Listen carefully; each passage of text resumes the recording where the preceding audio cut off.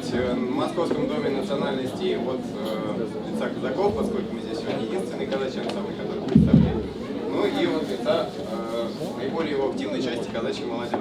Всех рады приветствовать. Ну и наша русская душа, она не только умеет веселиться крепко, но она умеет и немножко пропустить вот эту капельку легкой грусти. Мы сегодня добавим.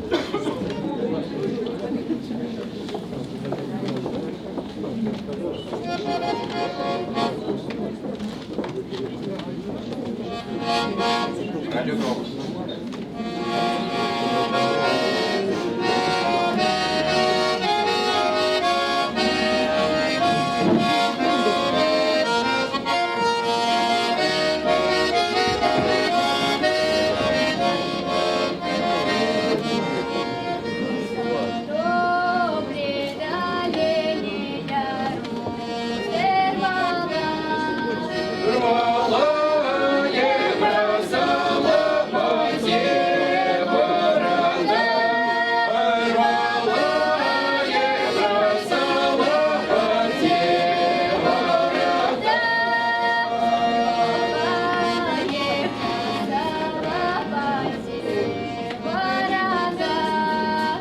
Не смей!